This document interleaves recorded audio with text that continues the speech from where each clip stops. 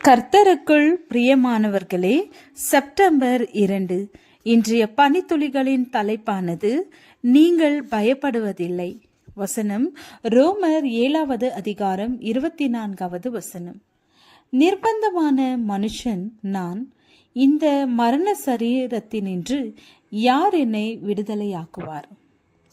பல ஆண்டுகளுக்கு முன் நாத்திக செல்வந்தன் ஒருவனும் சாமுவேல் என்ற கிறிஸ்தவ வேலைக்காரனும் வேட்டையாடுவதற்காக காட்டுக்குள் குதிரை வண்டியில் சென்று கொண்டிருந்தனர். அவர்கள் பயணித்து கொண்டிருந்த போது திடீரென குதிரை வண்டியின் அச்சாணி ஒன்று கலன்று விட்டதால் உடனே வண்டியை நிறுத்தி அந்த அச்சாணியை அறைந்தபோது சுத்தியல் வேலைக்காரனின் கையில் பட்டுவிட்டது. அது மிகவும் வலிக்கவே அவன் அலறிக்கொண்டு எரிச்சலுடன் ஒரு தீய வார்த்தையை கூறி சுத்தியலை ஏசினான்.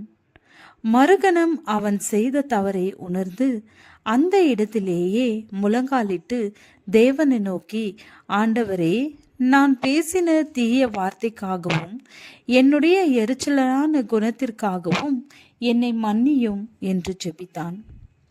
இதை கண்ட செல்வந்தன் சாமுவேலை நோக்கி, சாமுவேலே, உனக்கு ஏன் இவ்வளவு பிரச்சனை வருகிறது?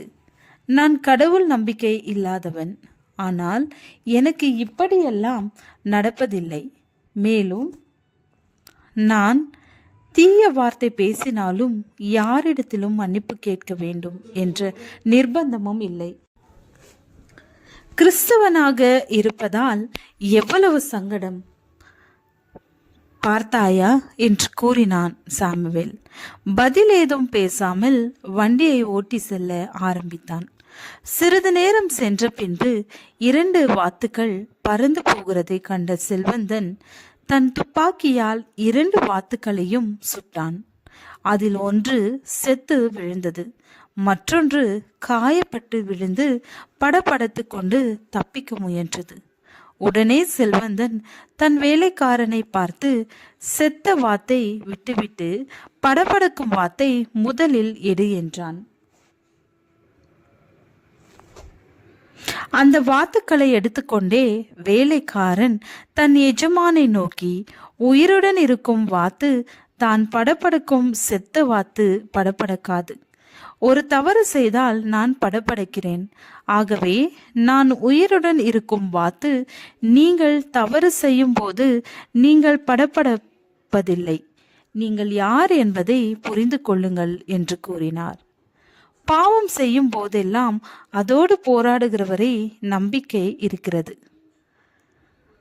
பாவத்துடனான போராட்டம் நின்றுவிட்டால் நாம் மரித்ததற்கு சமம். இன்னும் போராடுகிறீர்களா? இன்னும் நம்பிக்கை இருக்கிறது. துவண்டு விடாதீர்கள். இயேசுவிடம் வாருங்கள், மன்னிப்பும் விடுதலையும் உண்டு.